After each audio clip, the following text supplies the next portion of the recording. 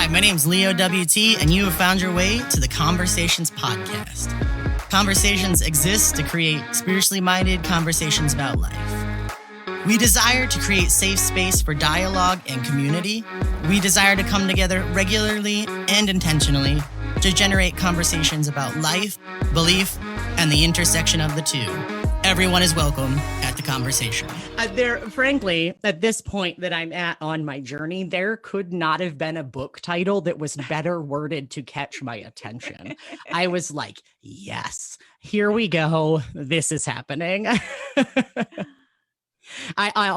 think I immediately bought it too, to be honest with you. So it happened. Great. I was like, you were swinging past the fences in my mind with this book. And I know that you totally wrote it with me in mind. So, all right, my friends, I think we are live on Facebook. If we're not, I've just got my radio announcer voice on for myself. If you're here, you probably know this, but my name is Leo WT, and this is Conversations Official. You have found your way to our weekly broadcast. We go live here, and then I put this video on YouTube, and I put it in podcast form, which I usually visit on Spotify, but it's completely up to you where you want to visit it. So I am joined tonight by my version of a rock star. For those of you who know me, I'm incredibly nerdy, and a lot of my nerdiness focuses on spirituality.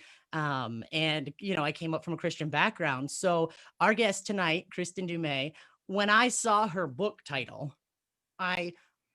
I instantly felt validated, excited, horrified, and engaged.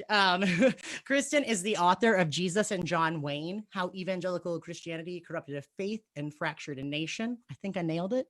But I'm going to let her introduce herself right now while I start to share our video, and then we'll dive into the meat of this conversation. I'm so excited about it. Great. Okay. Thank you for having me. Yes. So the book is Jesus and John Wayne, How White Evangelicals Corrupted a Faith and Fractured a Nation. And this book just came out this past summer. And so it's 6 months old now. And if anything, more relevant today than the day it was published. And essentially, it's a history of white evangelical masculinity and militarism. And I trace this connection for really from the late 19th century up to the present. In fact, I just finished writing a new preface for the paperback that will come out this summer that brought it all the way up through the 2020 election. So, but obviously events of this week also kind of need to be processed in light of this. So it's a history of religion, but a history of evangelicalism, not primarily as a kind of theological construct or a set of theological beliefs as much as it is understanding white evangelicalism as a culture, as a cultural movement, a cultural identity, and one that is formed and shaped through consumer culture, through popular evangelical books and magazines, and through Christian contemporary music, and through Christian film, and the whole Christian radio, Christian publishing industry, all of this. And so that's really my source space. And so I think for people who are not evangelicals, who haven't grown up in this world, it's opening up a whole new world that you never knew existed.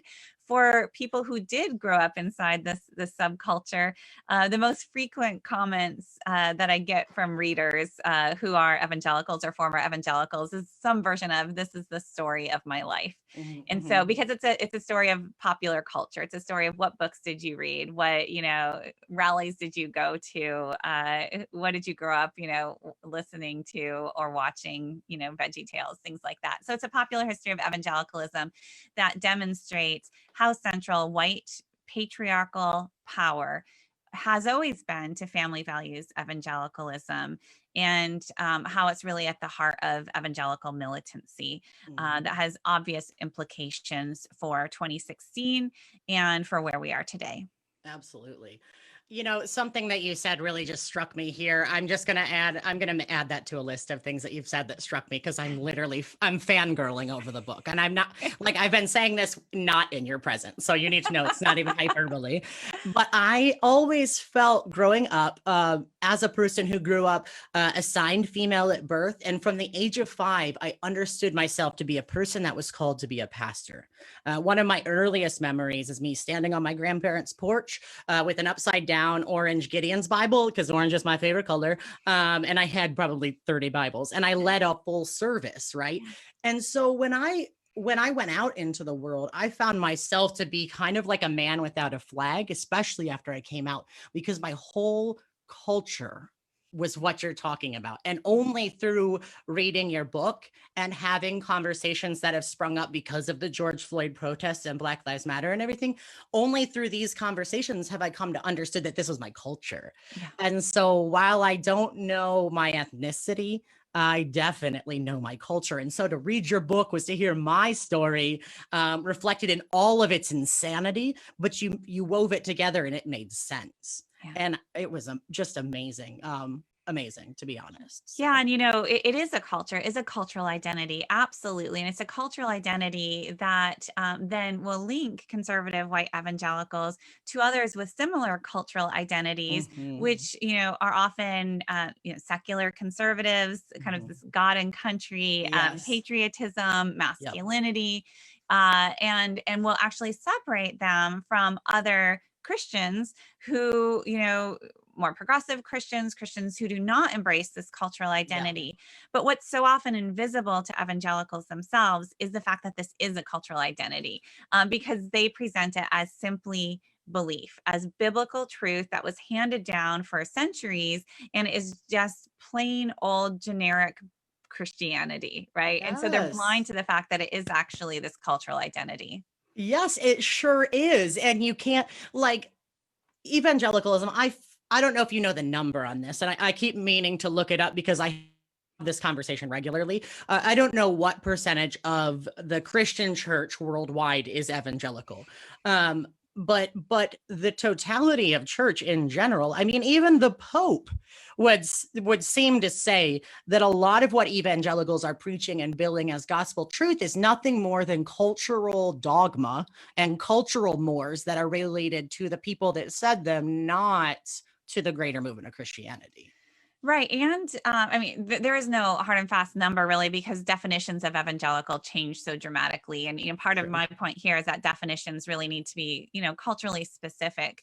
You can have a kind of theological rubric or so and then find how many evangelicals around the world fit into that. But because I do really privilege this cultural identity, that's where I think it makes a pretty big difference whether or not you're, a white evangelical in the United States, or, somebody who might, scholars might categorize as an evangelical in, in Indonesia.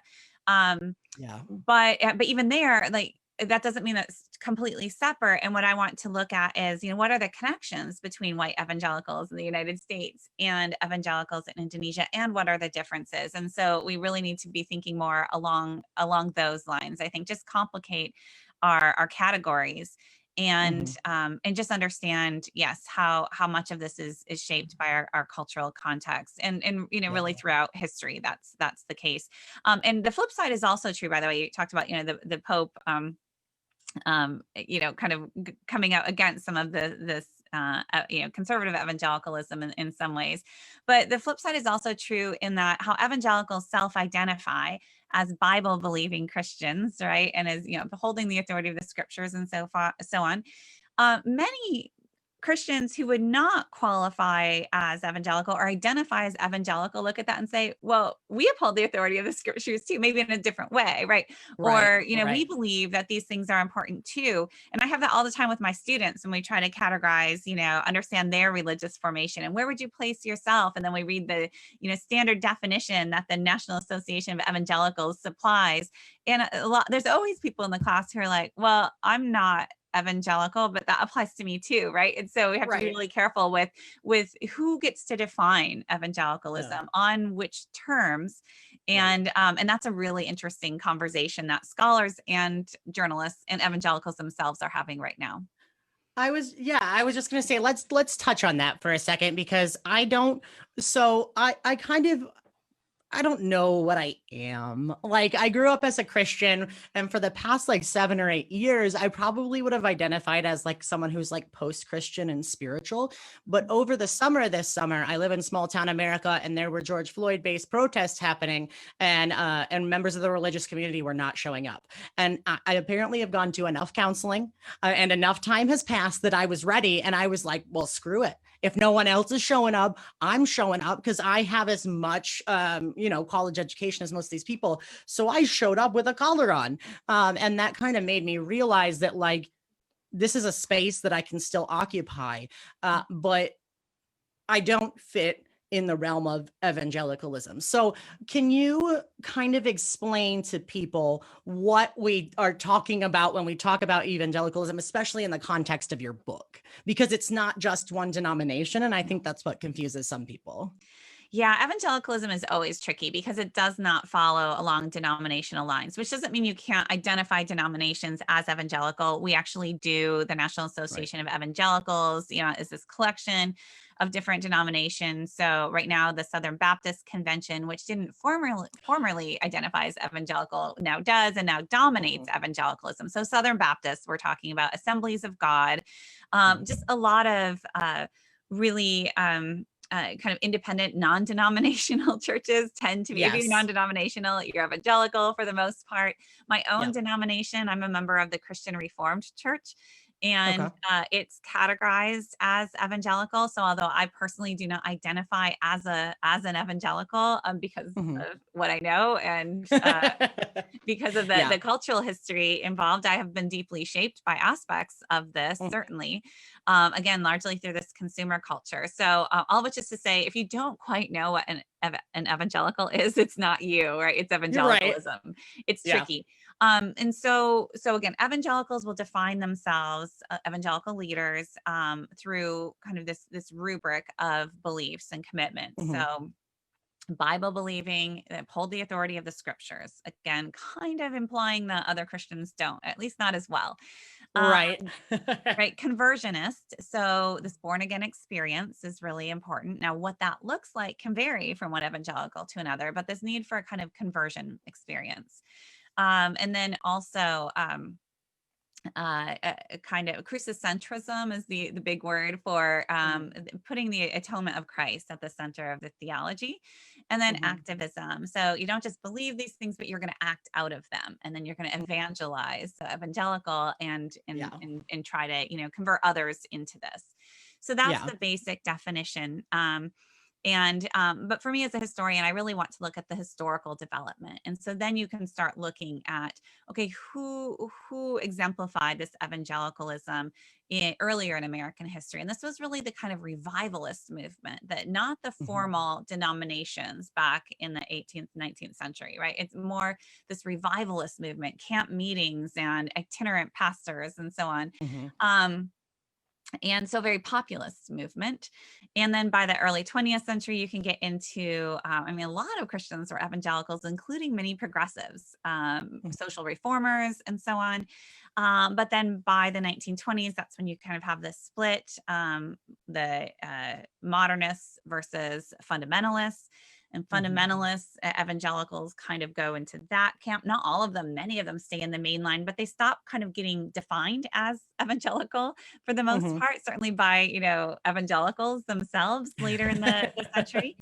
And so then by the 1940s, that's when you have the National Association of Evangelicals form, taking all these kind of splinter groups, these fundamentalists, and who many of whom were not in control of major denominations, and said, hey, let's band together. Let's unite together. We're going to be stronger together. And Billy Graham was really at the heart of this. And he becomes this celebrity figure that is a beacon, and kind of so much so that my graduate advisor, George Marsden, I write this in the book, once defined evangelical. I think I write this in the book, can't remember what got edited out, but as anybody who likes Billy Graham, right? By the 1960s, 1970s, if you like Billy Graham, you're an evangelical. You're an evangelical. And I think that kind of a cultural definition is actually really helpful, all right? Yeah. Because it's, who are you listening to? Who are you Right. in community with?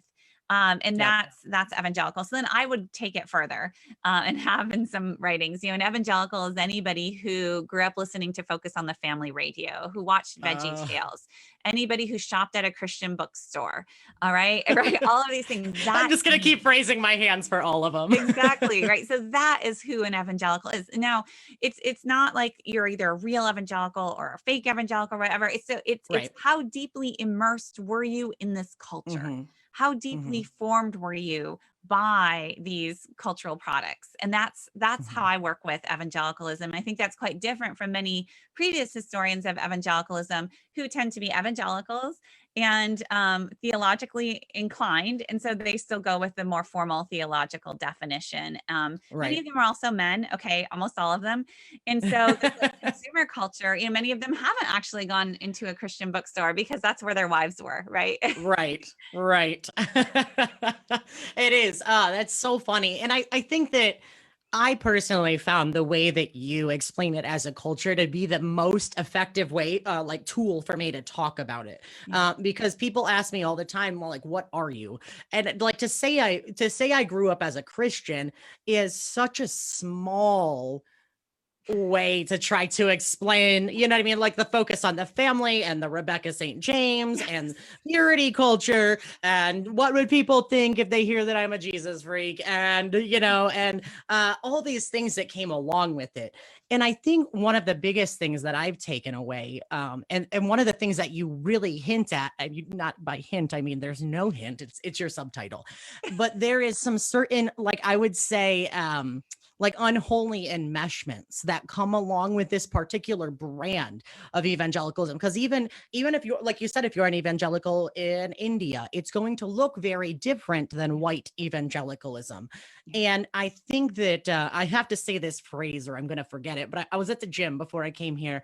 And I had this thought that, there's a phrase like bad theology kills, but I think that what we see with white evangelicalism is bad theology gives a license to kill in so many situations. And I think that's kind of what we're seeing in the United States right now. I mean, what are your thoughts on what we experienced this week as a nation, right? Based on what you know of evangelicalism and its involvement, Yeah. That's a big No, so first I'll take a step back and then I'll come back to that. So, Yeah. that part of the subtitle, the corrupted of faith and fractured a nation. I think the fractured of the nation isn't that controversial. The corrupted of faith part was something that I gave great consideration to. Mhm. And, you and I were talking a little bit before. We went through so many iterations of a subtitle before we landed on Yes. this one. I've always considered this my book on evangelical masculinity and militarism. Mhm. And so early on in the titling process, we got word, we being my editor and myself, from the sales team, that we were not allowed to use the words masculinity or militarism anywhere in the subtitle or title.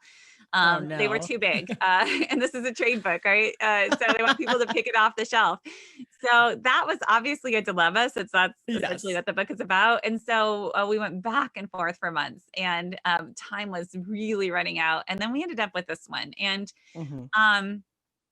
they actually gave me the option at this point, you could use how white evangelicals transformed a faith, Mhm. or corrupted. I actually came up with corrupted, and I actually went with that. And I thought, transformation can be a good thing. It often is, and that's not what we're talking about here.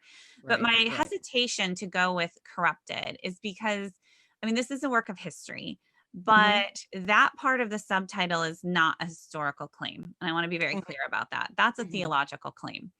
Yeah. And there is a kind of critical framing of this book. I Mhm. am a professing Christian, but Mhm. mostly I am just taking evangelicals at their word here, right? I'm taking these Bible believing Christians, self-proclaimed, at their word. And what I do in this book is I show how time and again, evangelicals explicitly rejected very clear biblical teaching, at least about as clear as biblical teaching comes. Bible's a complicated book, but teachings like love your neighbor as yourself, right at the heart of biblical teaching. Not too ambiguous. No, turn the other cheek, love your enemies. The fruit of the Spirit, right? All of these things, like I have explicitly, not to mention the whole doctrine of the Trinity, but I have case after case where these Bible believing Christians explicitly rejected the plain teaching and said, you can't raise your sons into strong men by telling them to turn the other cheek, or fruit of the Spirit end up being, oh, that's great for the ladies, right? But that's not what we need for strong Christian leadership. Yep. Not the leadership that this moment requires, whatever the moment was, because there's always a crisis. There's always a moment. Exactly. Yeah. So there's always this that's what I'm getting at in the corrupted of faith. And that links to our present moment as well, right? Because what we end up then is a faith that celebrates aggression, militancy, that condones violence for the sake of maintaining order and for the sake of pursuing righteousness as they define it, right? Internally. As they define it, right? Exactly. And so, honestly, as I was researching this book, the further into this research I got, the more disturbed I became. When I saw the implications and I saw the long-standing patterns going back generations, justifying violence, supporting preemptive war, condoning the use of torture, violence that was just permeated evangelical teachings. Whether, was it just rhetorical? Well, I don't know. Then you look at evangelicals and foreign policy, you look at the survey data, you look at, on guns and on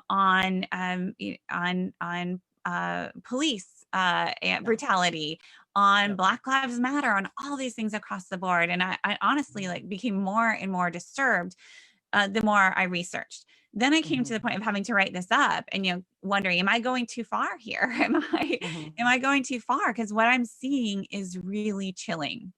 Yeah. And this is where the book ended up. And I finished writing the book in the summer of 2019. And then it's in production for a long time. And it was released summer of 2020. And so there's a lot of months there, right, where the book is out of my hands and we're just watching. Yeah. And things continued to escalate. And all of if anything, the book is, too reserved, that in terms of the implications for violence, implications for this us versus them mentality and what that looks like, implications in terms of embrace of authoritarianism. That's very much a theme of this book. And all of the evidence was right in front of us, right? It's all there. And for people who have lived it, there is nothing new in this book. Absolutely. It's just the pieces are all put together. So yes, what we see in terms of the Capitol, the vast majority of white evangelicals were not storming the Capitol, right? Yes. I don't want to make that claim. Right. But what always interests me is, where are the sympathies? Where are the lines drawn as this is too far?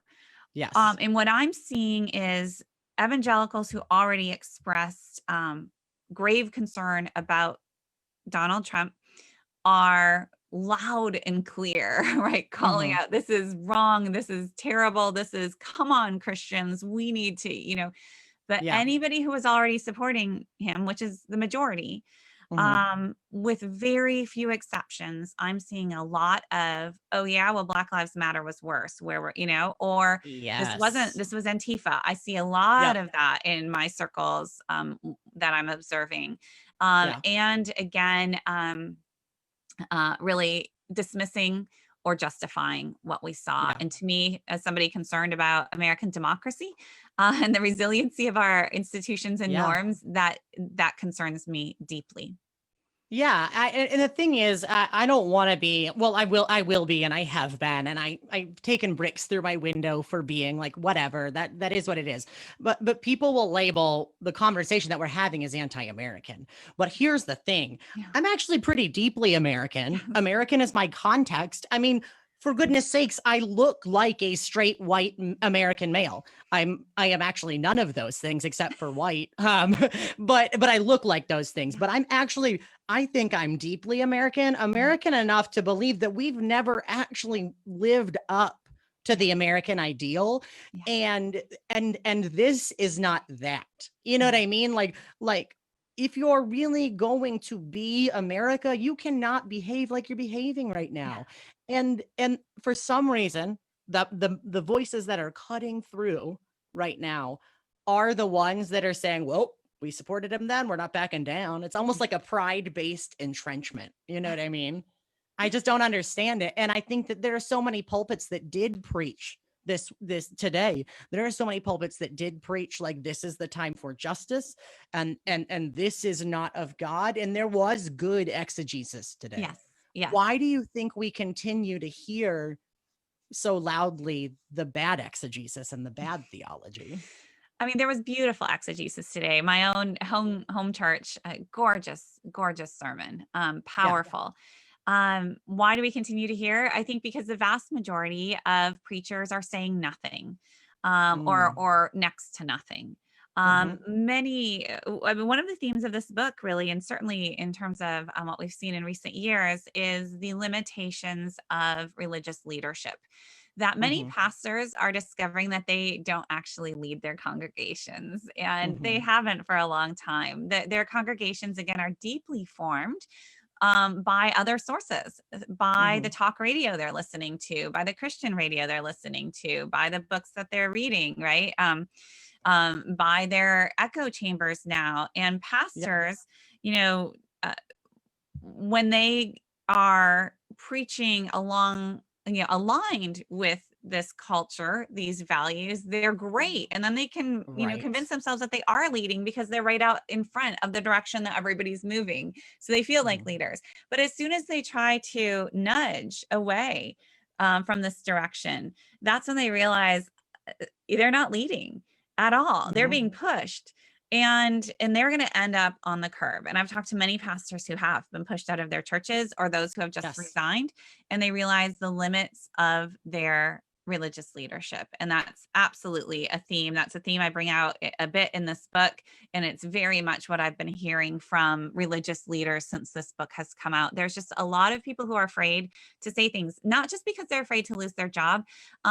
Many pastors know that if they cross their congregations or powerful people in their congregations or institutions, their donors, or magazines, their subscribers, that they will not just be out of a job or, you know, like out of a lot of money, but they will also lose the opportunity to, as they put it, minister to this flock.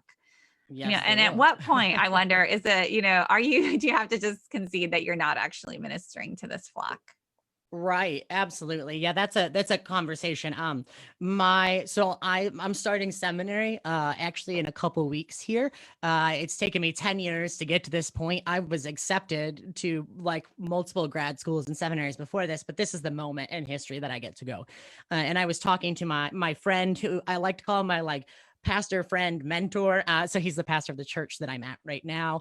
And then I was talking to another UCC pastor from Portland, and we were kind of all talking about like how the balance of, you know, like being there to like take care of your flock, but also being there to like just preach the gospel, and how sometimes just preaching the gospel, if you're a pastor that really takes that seriously, it will get you into hot water. Right. Because there, especially if you are in a rural community or like, so let's say we're talking in Olean, right? If I'm a pastor in Olean, New York, which is where I live, 13.5 thousand people, declining by the second. But if I'm a pastor here and I come out with the real gospel truth today, you know what I mean? If I come out and I say like, this is not of God, like Jesus very specifically said, love your neighbor as yourself. And when people are being shot in the street with a proven predisposition to be like a proven predisposition of law enforcement to shoot them because of the color of their skin, that is not loving your neighbor as yourself. What if you say that here in Western New York? There's a solid chance that you're going to get pushback from your vestry, from your board, from, on Facebook, like whatever it is. So like you said, at what point is there leadership? And at what point is there like, someone's a dancing monkey who's trying to keep it together and keep everybody interested? You know what I mean? Yeah. So we have to understand, again, this is a largely a populist movement. Not exclusively though. And that's something I try to show in this book too. It's not that there are not people pulling the strings, right? There are incredibly powerful forces behind the scenes here. This book gets into some of it. There are other books that bring it out even more. So I would recommend let's see, Catherine Stewart's Power Worshippers, Sarah Posner's Unholy, and Ann Nelson's Shadow Network. All of those are going to illuminate the behind the scenes strategizing, all of the money that's happening, right? That and then what I'm looking at is more the outward facing kind of front end of this in terms of Christian publishing, in terms of the networks, the alliances, the Gospel Coalition, the SBC, and all of that. But there's also behind this, in Ann Nelson's words, the Shadow Network as well.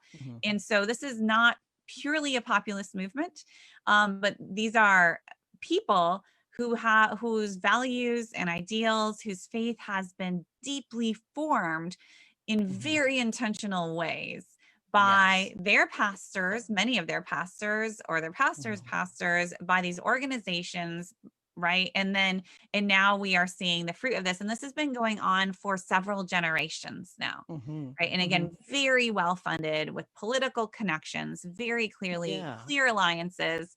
And that's what we're talking about. But it's not just behind the scenes, and it's not just populist. It's this really incredibly powerful alliance across, top to bottom. It is. It really is. And I think, I think that's what makes it particularly impacting at this moment in history, is that it is both and, right? And so I like to think about that all the times. Like as an organizer, I like to think about the ways that can work positively, right? But I think what we're seeing now is like maybe, the system is not backfiring. It's working as it was intended to. Would you mind telling people a little bit about, I threw out the quiverful example that you have, but the strategy that was in place to get people in religious, or to get religious people in places of power politically, and talk a little bit about that. Yeah. So, in this book, I try to look at pockets across the evangelical subculture, right? And so you have the quiverful movement, homeschool movement, which, if you just look at that, you think, oh, come on, that's marginal, right? That's extreme. That's not that's not the mainstream evangelicalism. But one of the real projects of this book was to map out the connections between the admittedly fringe and then the mainstream. And so you've got, Bill Gothard, fringe, yes, but oh, look how similar he is when push comes to shove to James Dobson, who is by no stretch of the imagination fringe, right? He's mainstream, absolutely at the center. And so, yes, later in the book, then I talk about the homeschool movement and the quiverful movement, which, yes, fringe, right?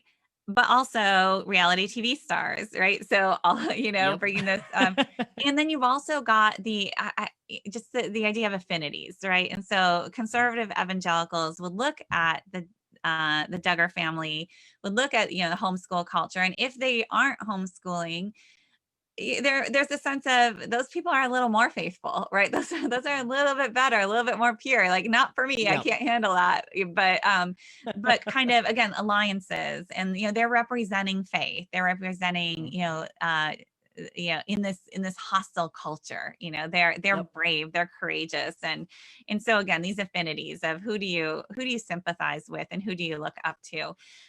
So yeah, in the I look at the homeschool movement. I look at folks like Doug Wilson and Doug Phillips, and Vision Forum.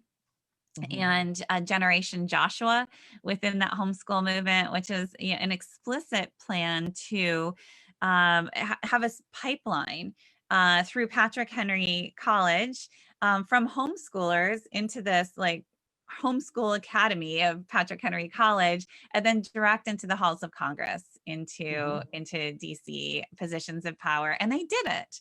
They were incredibly successful. And, if you look at the Republican Party, and if you look at this kind of pipeline, you absolutely see it. And so these pretty hardcore values, very, very hardcore patriarchy, female submission, Christian nationalism, again, hardcore. And this is who is then working behind the scenes and sometimes elected to Congress. And yeah, it's very, very strategic and alarmingly successful. Yeah, I think it was in the book. I've been consuming a lot of media lately to be able to like totally get it. Facilitate conversations and focus on and make sense of daily life and all this stuff. But I think it was in your book where you named like a specific number of people that were working in Congress that were from that. Could you give me that breakdown again? Because it's slipping my mind. I was just thinking that too, and I don't remember the specific. It's in the book. It's in the book, and I can't remember at that time, which is the data was a few years old now. And I don't think I had the number. I had the percent. I think I'd have to page through it. It's right here, but it's okay. it's given the size of Patrick Henry College. And then it was an astoundingly high number that were coming from the ratio. And was it just people that were in Congress? Was it like staffers and such that were coming from that? And interns and So again, basically for those of you who haven't, who didn't read the book, first of all, read the book. Second of all, so what we're talking about is there was a strategic movement to get people with this specific subset of values into the halls of Congress. And the rate at which they were successful is astounding. So basically what Kristen did was she took the amount of people that were working there and then, compared those to the amount of people that were from Patrick Henry College. And when I read that number, I was on the treadmill and I stopped. I was like, what? There was a strategy, and it was a strategy that started from kindergarten. Like they were schooling kids with the intention to get to this place, and they did it. You know what I mean? Yes. And just full disclosure, I didn't actually do the math. I just cited a journalist who did the math. So. Perfect. Important fact there. But I think that it's so interesting because you can see this sort of bad theology. I have to be careful because I know great evangelicals. I've sat under some. I have some amazing pastor friends that still fall in that line. And I'm by no means disavowing them. If anything, as my own faith has progressed, it's become more expansive instead of constricting. So this is not hard and fast about every evangelical ever or every Christian ever, but there is a movement that we've seen, this Christian nationalism. It ties into neoliberalism, all of these ideas, and they got us to the place where we're having the first coup, the first attempted overthrow of the Capitol since the 1800s. And it's just like, how do you... I want to talk about good evangelicals for a bit because I don't get to do that enough. Go for it. What I have seen, through the research, and I think especially through the reception of this book. So again, the book has been out for 6 months. It surprisingly to me and to my publisher has turned out to be astoundingly popular within evangelical circles. All right. Its most devoted fans are white evangelicals themselves. We did not anticipate this at all. I didn't see that coming. I did not. I was bracing myself, to be honest, when it published. And it is true. It is being championed now by evangelical leaders, by evangelical pastors, by evangelical people themselves. My publisher can't keep enough copies in print. This is the second time we're running out because, and they're trying to figure out where are all these people coming from. Right. And what's the demographic? I just wrote a letter to my editor this afternoon, like, okay, let me try to explain what's happening here. What is happening is evangelicals themselves now are reading this book. Beth Moore just tweeted about Yeah. it, right? 3 She's weeks on ago. fire. Yep. She said, if you're going to read one book in 2021, read Jesus and John Wayne. Yeah. And so what that did is it frees people up. Well, Beth Moore is saying that, then I can talk about it too. So now it's a thing where, if you're an evangelical and you're reading Jesus and John Wayne, you post it on Facebook or Twitter, which is amazing for me to see. And then that kind of destigmatizes it, right? Because like you said, it's a harsh title, subtitle. But what it does now is there's a kind of this is a time of reckoning. It absolutely is a time of reckoning. And there are many, many evangelicals who have been part of these churches, part of this politics for decades, who understood this whole, this whole kind of ideology, this whole, political engagement, simply as this is the Christian way. This is how we are Christian. This is how we are faithful. This is absolutely what they were told from the pulpits. This is what they were told by every book they read in their small group Bible study, right? Sitting around with the guys reading Wild at Heart, going to Promise Keepers rallies. Good people, they're good friends, right? They're mentors. This was their truth.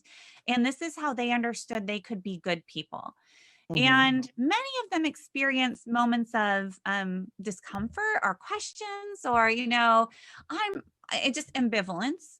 But this was just so powerfully communicated as this is how one is Christian. And they desperately, genuinely wanted to be faithful Christians, right? There was a lot of goodness mixed in with this. Personal relationships, good intentions, and yet, right, so much of this goodness ended up being channeled in directions that have caused great harm because of who was excluded, because of which ideas were very intentionally excluded. Voices of people of color, right, on issues of sexuality. It would very quickly, as you know, get you defined outside of the fold, and then your voice no longer speaks into these conversations. And those were very intentional exclusions. And so by telling this story and just by showing how that happened, and I think even more importantly, showing what was really motivating many of the people that they looked up to, showing what James Dobson was really about. Not just let me give you a little helpful advice with your toddler today, right? Although he did do that. He did. And that's why it was so powerful when he turned towards politics, because he was so trusted. He was so trusted and he seemed so not political, right? So by revealing how that works, and that's what this book does, I think it frees people up to understand how they weren't hoodwinked, they weren't brainwashed, right? And nobody's using that language, which is really encouraging to me. They were not brainwashed. But they were complicit. And they're understanding now for the first time fully, or at least more fully, what it was that they were complicit in. And that's what I'm hearing from so many people. I mean, I get calls from faith leaders regularly, just emails. I get hundreds. I've gotten hundreds of messages from evangelicals who are just sharing their stories, saying, this is me. I was a part of this. And I am deeply troubled by that. What can I do now? Right? How can we undo this? And so it's really, yes, there are good evangelicals. There are good evangelicals who have been very complicit in this, and many who are owning that complicity, but also understanding for the first time just exactly what they were enmeshed in. Wow, that's great to hear. I'm never at a loss for words, and I'm low-key at a loss for words right now, because that gives me some sort of hope. Because for so long I've had to categorize my upbringing and my own coming out and my just stubborn insistence on still being a part of this. I have to I can't understand it. You know what I mean? Because it all seems so unredemptive, especially when you bring in this history and this plan. But it's so encouraging to hear that there are people who are understanding their complicity and taking action, because I don't think that people are not really interested in words right now, right? People are interested in action. And I think that's what you see I mean, that's what I've noticed as a white ally at a Black Lives Matter movement. People don't want to see you out there with the sign. They want to see you at city council holding your, this is happening locally for us, like holding our mayor's feet to the fire because he's appointing the police chief to be the head of the police reform committee. Like, you show up in that moment. Don't tell me you're sorry. Show up and use your straight white male privilege in that moment. Right. And that's really encouraging to me to hear that you're getting that response. I didn't expect it, to be honest with you.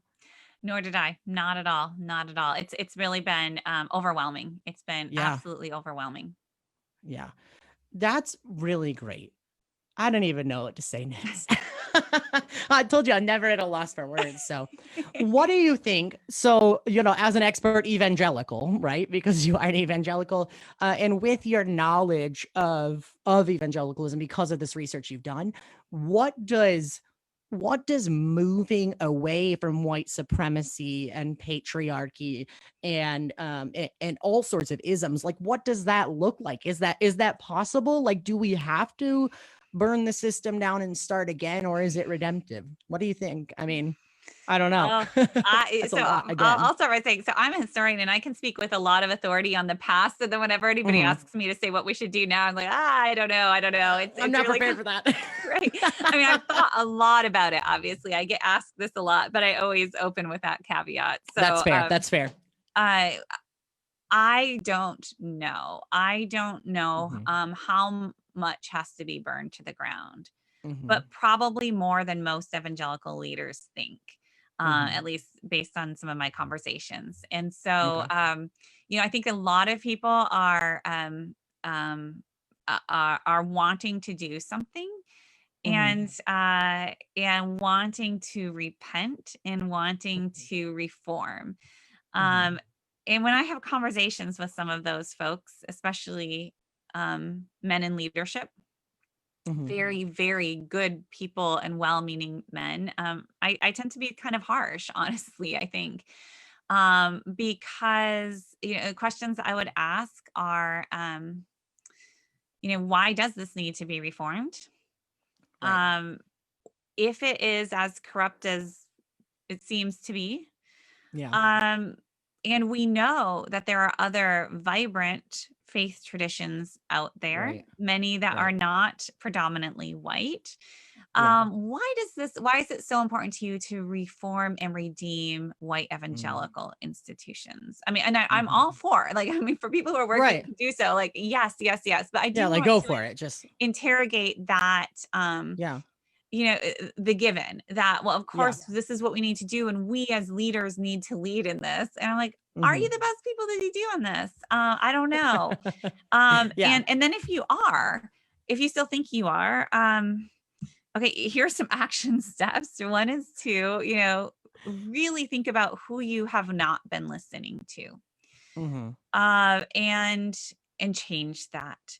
Who you have excluded from your circles, from your faith communities, who you have excluded from your conversations.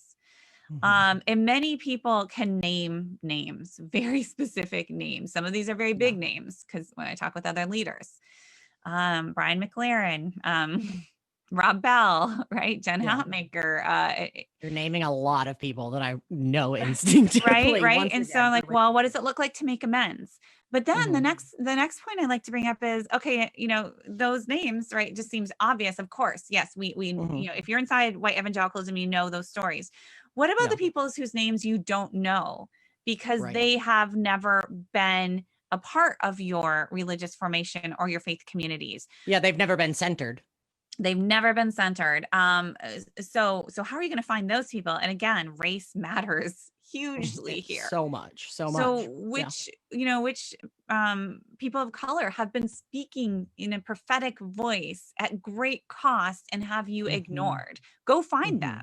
Right. Do this work first. And then before you just say, okay, let's rebuild, let's reform. Let's, if you don't really deconstruct, then what are you going to be rebuilding? It can't be done too quickly. Now, that said, I also talk with faith leaders who are acutely aware of the importance of institutions and how hard it is to build an institution. And I have great respect for that too. It is.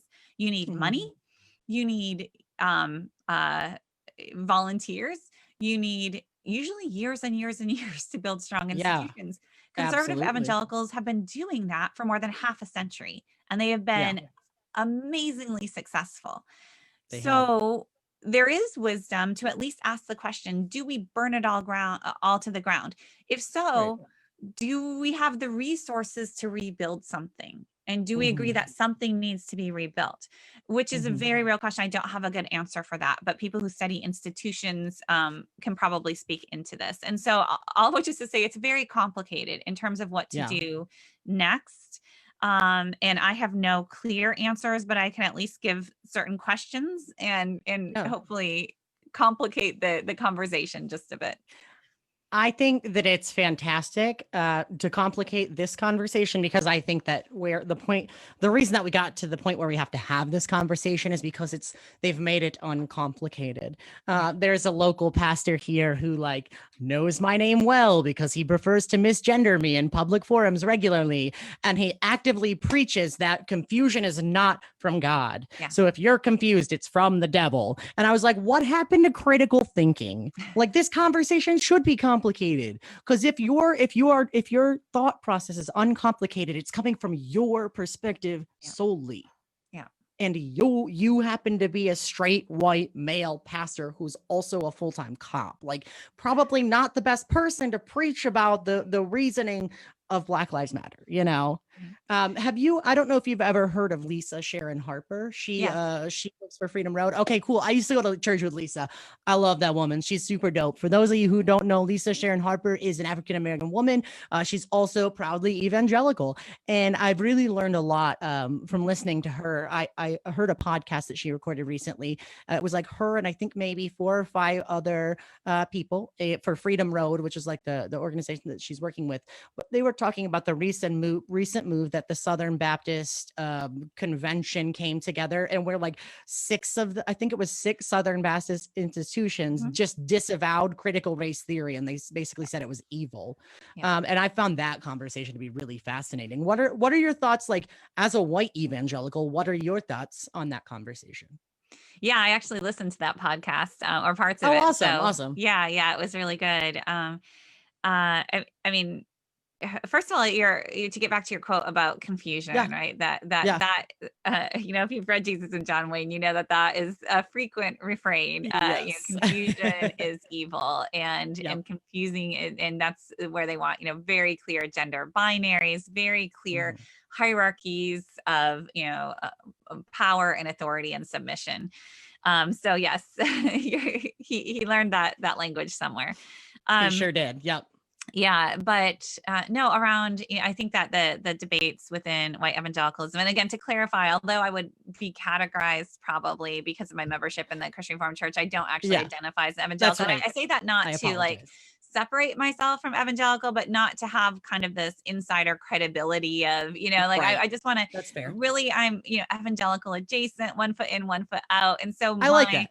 My critique of evangelicalism in this book is done with a little bit more emotional distance, I think, than the critique of many who have grown up deep in the heart of white evangelicalism, where it tends to be a lot more emotional, and which is both good and bad, right? I mean, there's not one isn't better than the other, but just to position myself, I've thought a lot about this, and I've always had 1 foot out because I grew up in a small town, Dutch immigrant, confessionally reformed kind of outpost, and so not deep in the heart of this.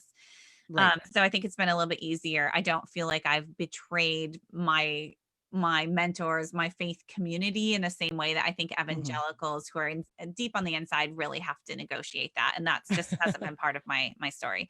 But yes, with critical race theory, and that's a really great example of the kind of closed system within white evangelicalism to arbitrate truth and error. And the fact that these 6 white male seminary leaders in the SBC felt that they had the authority and wisdom to weigh in on a concept that, frankly, my guess is 5 years ago, maybe none of them had heard about, or maybe a couple of them had, right?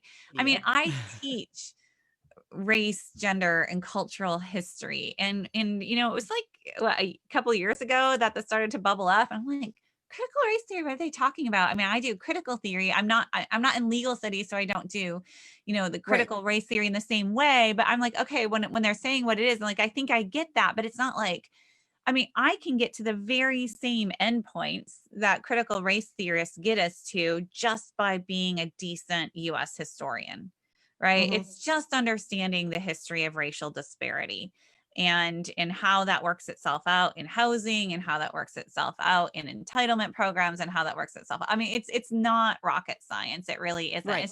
It's just basic history. All of which is to say, to get back to these 6 guys, right? The fact that there's just this supreme confidence that they have access to the whole truth, and that they have been and that they have a duty to God and to everybody under their power, right? Again, this hierarchical power structure is really important. That they just have the supreme confidence that they can and must weigh in on any issue that comes before them, and a lack of awareness that their positionality might help them to see some things, but really blind them to many other things. And so I think that's what we see. And so it isn't, along with that then comes, because they're part of a denomination and part of institutions that have really, up until very recently pursued, well, and I mean, practically up to the present, practice, segregation. Yes. Means that their understanding of the truth has rarely been challenged by Christians who are positioned in other ways, especially on racial justice issues. And that's just so important. In my own experience, when I moved to Grand Rapids, I took up a job here at Calvin University. So predominantly, not exclusively, but predominantly white Christian institution. So it was important to me to find a diverse church. And so I joined a multiracial, bilingual church in the city. And, it was by being a part of that church that I heard stories that about police, from a member of my small group, African-American woman, an elder in our church, tell harrowing stories of her encounters with the police in Grand Rapids, right? A few blocks from our church, of what it was like to be tailed by a cop, what it was like to be arrested. She was a cleaning lady, worked in the evenings, and what her encounters. If I hadn't heard those stories, I would only have my own experience to draw on. And in my own experience as a white mom of 3 who sometimes speeds and has always been treated with such grace and deference, and every once in a while I get a ticket, but it's just like, so my experience of the police is not her experience of the police. And I have no business judging the state of law enforcement in this country based just on my experience. My experience is part of it. And it needs to be part of the conversation, but it's not the only part, right? And so that's a long rambling answer to say yes. That's okay. It was, they really have no business weighing in. But what's interesting is to understand that they can't conceive of the fact that multiple perspectives are necessary on that issue, but then on a lot of issues, right? This confidence and direct access to the truth. I think that is perhaps one of the most insidious parts that you really brought out in this book, was, like you said, that hierarchical, unquestioning, unwavering, like, put your shoes on, get the kids and drink the Kool-Aid kind of, little cult metaphor. But that kind of unwavering dedication. And I think that to kind of, I'm a verbal processor, so I'm processing with you right now. But I found I saw a post on Facebook earlier today, which, like every bad story in life starts with I saw a post on Facebook today. But I saw a post on Facebook today from a friend of mine, someone who I really, really love and respect, and they've just been a great person. They have a son who is like a little bit younger. He's like a teenager, has autism, super, super smart, has decided to really be politically involved. His politics are informed by where he lives. And he was saying today that the post was super eloquent. And another reason why I love this kid, but it literally said something like, strip the flesh from my bones, but I'm still going to love Donald Trump. Facebook, you can censor him, but I'm still going to love him. And it's that same, I see such parallels between these evangelical leaders that we're talking about, like, your Mark Driscolls and your Billy Grahams and some people in my town who I won't name, but everybody watching knows who I'm talking about. This unwavering, I am unapproachable. You cannot question me. I have authority. I see that in the church and in this regime. And I think that I haven't been talking about this publicly very long, but I've been learning about it for like the past year and a half, 2 years. And what actually tipped my head towards the direction of investigating evangelicalism was what I saw in politics currently. And I think that's the insidious and dangerous nature, is that we're not supposed to question.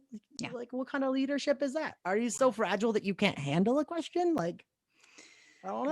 Right. But the way it's been framed, right, is that God establishes and ordains these men in positions of authority.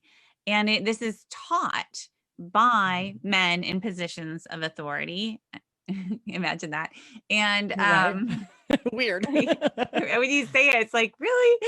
But when you say it, you're like, right. So again, there are many, many people who want to be obedient. And honestly, as a Christian, I can say that submission to mutual submission and submitting your wills and desires to something, better or greater, or, to Christ, really. This model of sacrifice is a part of Christian teaching. And so there are truths here. Now, the question is, does that kind of submission to this countercultural submission, does that look like Bill Gothard says? Which is this very hierarchical. It doesn't have to be Bill Gothard, right? We could just take anyone at this point from any of them, like little white supremacist Lego pieces. Right. I mean, is that what biblical servanthood looks like? Is that what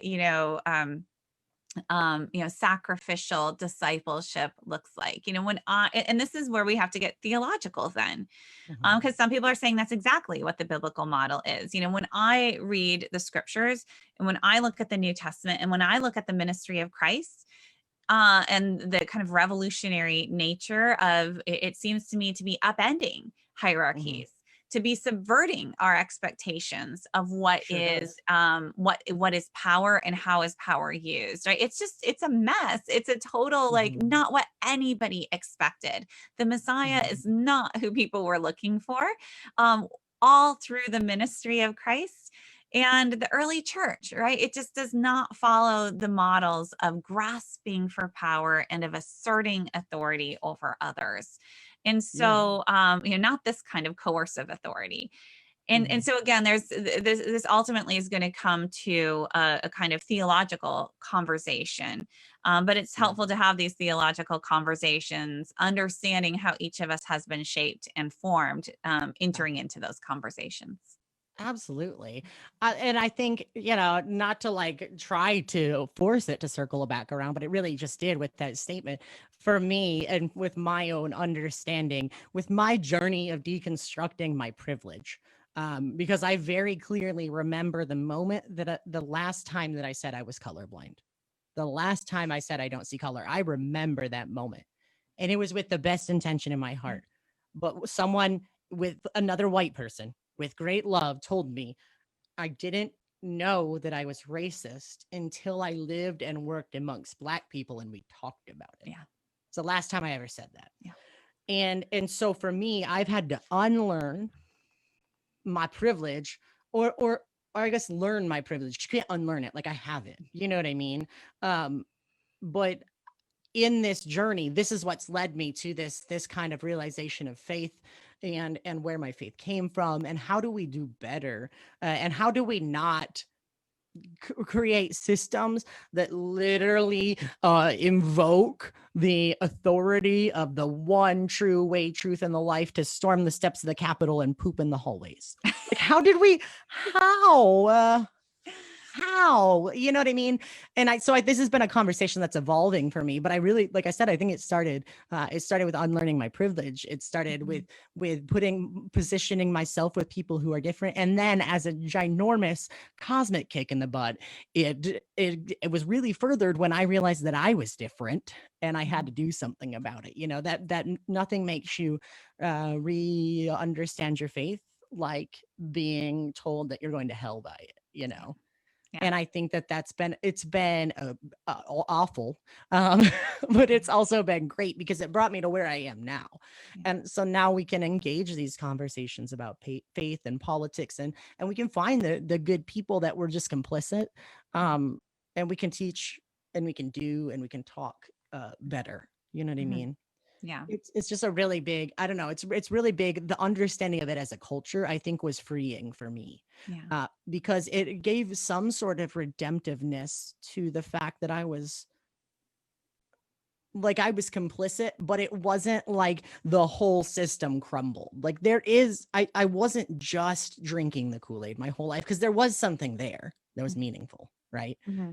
And I think that we have to find that going forward, and we have to work to dismantle all those systems because, like you said, you know, like you literally proved, I would challenge anybody to debate you after this book, that white supremacy and patriarchy are baked in to evangelicalism in America. Yeah. And, you know, kind of looking forward to, we will still have differences. I think we need to have a better system to process theological difference, right? And yes. And one that is not this this kind of you know, siege mentality and a sense of, you know, everybody's out to get us. And so and it was interesting in my research to see how much kind of military metaphors structured ministries in places like, you know, Jerry Falwell Senior's Church, Thomas Road Baptist, Mark Driscoll's, Mars Hill, the idea that if everybody is out to get against us, out to get us, right? And this is, of course, what they were telling everybody, that everybody's out to get them. Then we are in war. And war demands ultimate sacrifice, as in your time, your money, give it to me. And it demands ultimate loyalty to me, right? And that's what we saw, and that's what we see. And so anybody who might challenge the authority of the leader, anybody who might challenge any of the teachings, out. You either must submit or you must get out. We need to keep pure so that we can keep strong, because this is war. Right. So again, to get a little theological, as a Christian, let's do it. I would suggest that it's not up to us to guard truth. If we believe in God's sovereignty, if we believe this faith, this story, right, that, you know, and this all-powerful God and this incarnation and all of this stuff, which is really hard to believe if you're not a believer, right? Yeah. But if we do, then we ought to be cool with the fact that it is not up to us, it is not up to you or me to get every piece of the puzzle absolutely right and then defend it to the death, by which we mean other people's death. Right. So that's, to me, like, we need to have a stronger faith in God in order to decrease our own significance and decrease the significance of our need to protect every doctrinal truth that we perceive to be true. And so I think my favorite quote in the entire book is actually Rachel Denhollander's quote. Rachel Denhollander, of course, absolutely instrumental figure in the first witness in the case against Larry Nassar, sexual abuse at Michigan State, gymnastics. That was huge. Yeah. But then she addressed the church as well, addressed the evangelical church. And what she found very quickly is that they were cheering her on as long as she was taking on abuse outside of church circles. As soon as she said, "Hey guys, we've got some problems here too," run out of her own church essentially. And she didn't stay quiet, and she's so incredibly eloquent. And in this book, I quote her where she says, pushing back against the evangelical culture of silence and of complicity in cases of abuse. Right? We need to protect the witness of the church. We need to protect, the pastor reputation. We need to protect. She says the gospel of Jesus Christ does not need your protection. God does not need your protection. God only asks for obedience, for faithfulness. And what does that look like? It looks like doing justice. And I just think that's really the moral center of this book, right? God does not need your protection, whether you're conservative, whether you're liberal, so let go of that and just seek to be obedient. Yeah, that's so true because, and this is something that we haven't entirely touched on yet. And I'm glad you brought it up now that I've, taken up so much of your time here, but there is the militant nature of white evangelicalism too, because that's like, I think along with race, right, and along with patriarchy, we haven't entirely touched on the militant nature, but there is so much. And I'm gonna forever rewind the moment where you said defend God to death, and by that I mean literal people's death.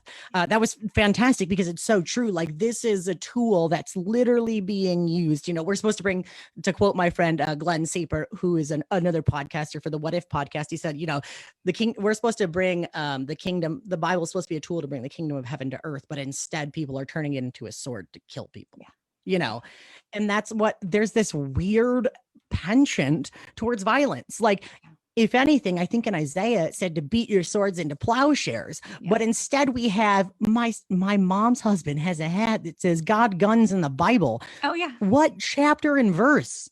Like, what chapter and verse? Where did that come from? How did we get there? Exactly. What I'd love you to share some more of your thoughts on just like the militant nature that's built into this system. Yeah, guns are very early on, back in the 70s already, that guns are critical to fighting the emasculation of American boys, right? This over feminization, the feminist movement. So this violence is linked up with, true masculinity, Christian masculinity.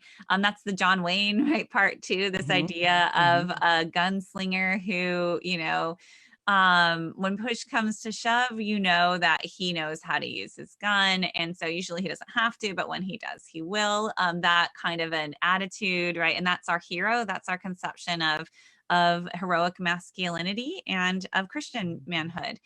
And so this militancy, right, it's guns, it's love of guns and power, because they can be wielded by men who have been charged by God to protect their family, to protect their faith, and to protect their nation. Like, this idea of masculine protector is really at the heart of the whole ideology, and believing that God ordained men to be protectors. But this is a dangerous world, and so you're going to need violence to protect, and you're going to need not just defensive violence, but because the world is so dangerous, you're going to need preemptive violence, right? This is very clear, a clear theme throughout the book. And that applies to the culture wars, and it applies to real wars. It can apply to law enforcement, right? It's very versatile. And it's very versatile. And it also very much, one of the themes I trace throughout this book, in many of the chapters, and the one chapter is devoted really, to Colorado Springs and this tightening alliance between conservative evangelicalism and the U.S. military that had really been going on since at least the Korean War, solidified during the Vietnam War, and incredibly important behind the scenes today.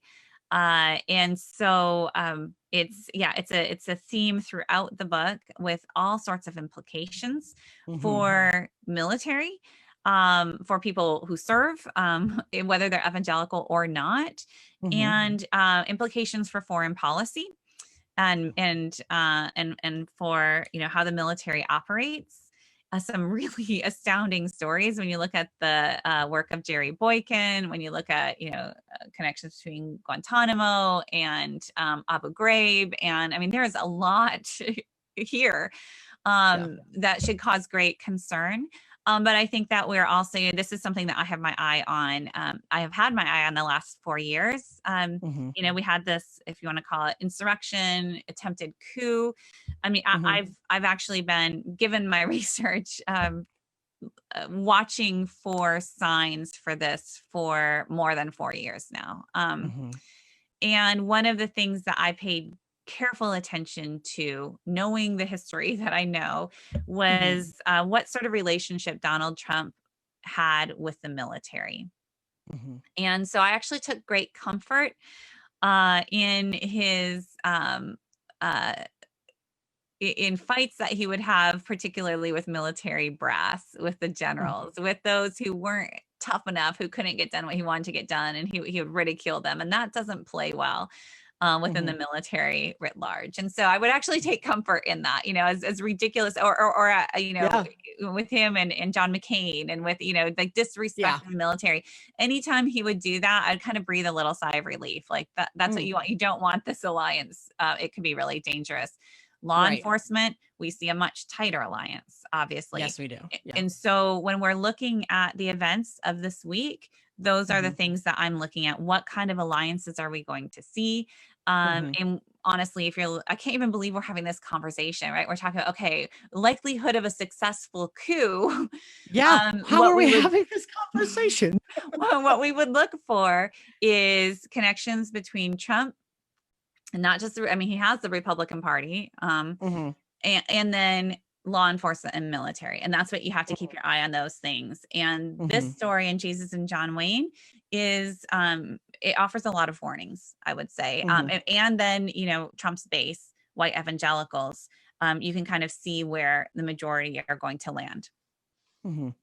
Yeah. And I think I love so much, and not to like, I'm going to steal some of your thunder a little bit, but Kristen is actually working on another book, and I'm really excited for that to come out, because in this book, she weaves together so expertly. I talk about you like this even when you're not on my Zoom call, but she weaves together so expertly the ideas of masculinity and conservatism, evangelicalism, patriarchy, all of those ideas together. And she shows how it's literally baked into the expected code of conduct of a male in this system, right? Is this militant nature? Like, it's all gender, politics, faith, it's all tied together. And I'm really excited because she's also going to be writing a book about the femininity as well, and like the female role in all of this. And as someone who was indoctrinated as an evangelical female, and now I have to function in this world of evangelical, that's so heavily influenced by evangelical males. I can't wait to see this, because I'm frequently quoted as saying, if I had to read one more devotional with flowers on it, I was going to throw up. Like, it's just, the story, what I'm going to be writing. Yeah. It's so much fun. Because as I was writing Jesus and John Wayne, I have a chapter on evangelical femininity, but really historically. So back to the 70s, and we can really see these things coming together, this emphasis on domesticity, on submission, on beauty, and on sexual submission. And sexual objectification. And so I sketched that out in the book. And then, the book really moves more towards, by the end, to politics and to sex and to sexual abuse. And, and that's where the book just really needed to go, where this book needed to go. But I knew as I was writing, I'm like, there's more to be said. I need to pull the femininity strand through, because even though things like sexual objectification and of women and submission and domesticity, like, they are all still there, but they've been updated. And, right. And I really, I don't want to leave the impression that evangelical women are still back in the Maribel Morgan and Elizabeth Elliot days, because they're not. And so what this next book does is it allows me to tell the story of evangelical femininity. So the book is called Live, Laugh, Love, which I'm in love with the title. Perfect. Oh my God. I Yeah. love it. It's the only time I'll buy something with those words in that order. Exactly. Live, laugh, love. And it looks at ideals of Christian femininity, not just evangelical, but evangelicalism is central, but it's not just, it's more generic, right? You know how that works. Generic white Christian womanhood. But then it analyzes it in terms of post-feminism, neoliberalism, and white supremacy. Ooh. I'm so excited. Friends who are watching, I'm literally going to try to get Kristen back on our Books for Conversations for very soon after that book drops, because like there's just so much. I feel like I might find even more validation from that book than I did from this one, right? Because this is very external for me. This is like, I've never related to this because I wasn't cultured to relate to this. But I remember sneaking my dad's copy of Wild at Heart and reading it and feeling so guilty. Right. And so, I also remember in stark contrast to that, like, I just didn't identify with that.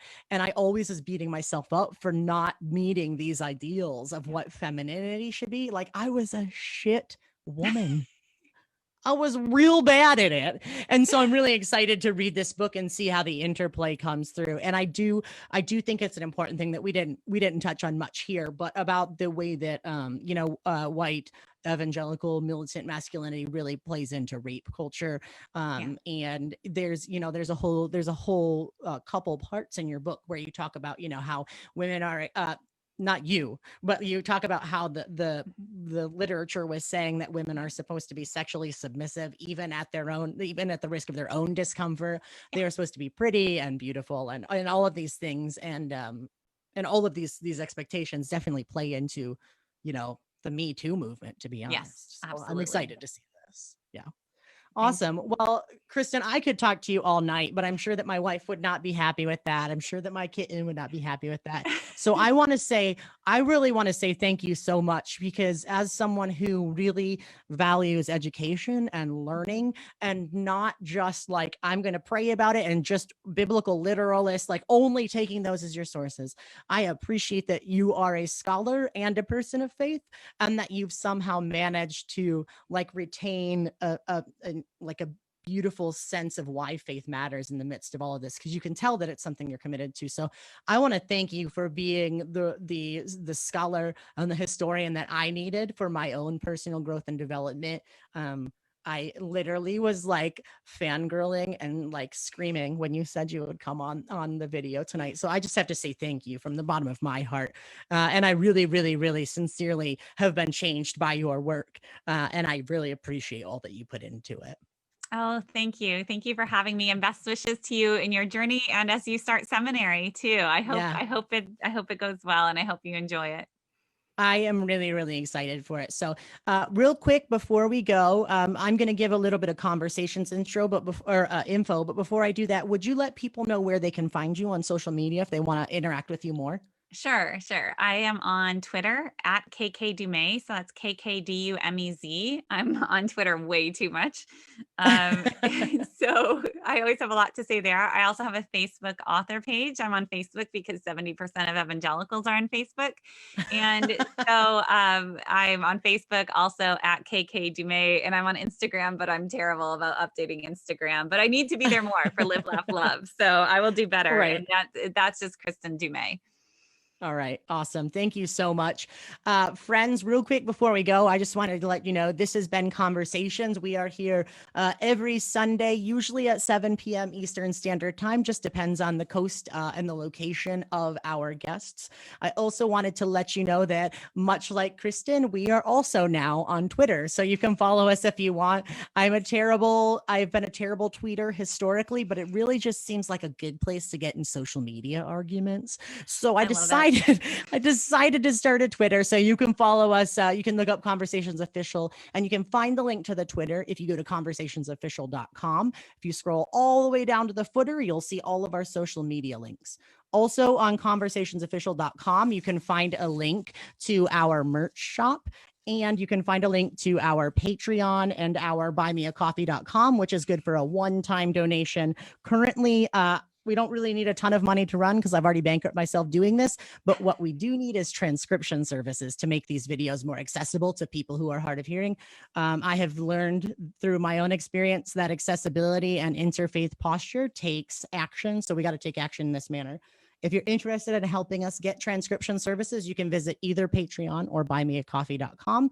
And if you donate, I will send you one of these fantastic little stickers here, or maybe two if I'm getting wild. But if you'd like to help us become more accessible to all folks, hop on over to conversationsofficial.com. Kristen, thank you so much. I so sincerely look forward to reading your next book, and I absolutely am going to be in your inbox as soon as I hit end on this recording to see if we can get you back on once your new book comes out. Thank you so much and have a great evening. And thank you everybody for watching. Have a good night.